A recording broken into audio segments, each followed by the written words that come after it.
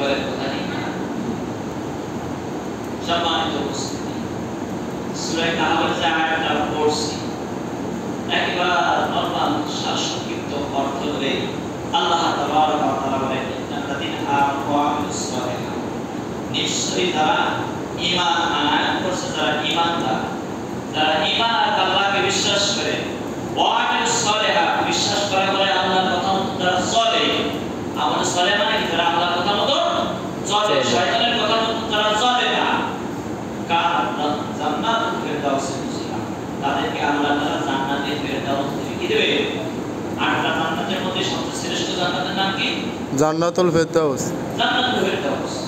তো সেই আয়াতে বলতেছেন আল্লাহ তাআলা তাদেরকে জান্নাতুল ফিরদাউস দেবে। সেই জান্নাতুল ফিরদাউসের ভিতরে 1 লক্ষ বা 2 লক্ষ 24,000 পয়গম্বর, যাদেরকে আল্লাহ তাআলা কিতাব দিয়ে বাণী দিয়ে তাদেরকে অভিভাবক হিসাবে দুনিয়ায় প্রেরণ করেছেন, তাদেরকে আল্লাহ তাআলা জান্নাতুল ফিরদাউসের ভিতরে রাখবে। তো এই ঈমান এবং আমলের সঙ্গে নবী মুহাম্মদের উম্মতেরা যারা চলবে, আল্লাহ তাআলা তাদেরকে পৌঁছে জান্নাতুল ফিরদাউসের ভিতরে রাখবে। এখন যদি আমি জিজ্ঞাসা করি যে আপনারা উপস্থিত হইতে আজকে জুমার নামাজের জন্য, আপনারা জান্নাতুল ফিরদাউসে কে যাইতে রাজি? আর পরবর্তীতে আর 7টা ভাবে জান্নাত আছে, সেই জায়গায় যাব কারা কারা?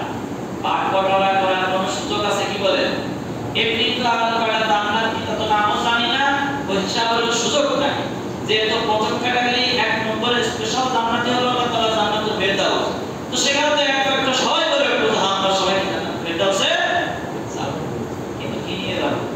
তার টিকিট লাগে, আর টিকিট কত করতে গেলে ওই যে আল্লাহর হুকুম পালন করতে হয়, এগুলো তো কিছু নেই। আবার ফিরদাউসে যাব, এটা কি সম্ভব কি বলেন?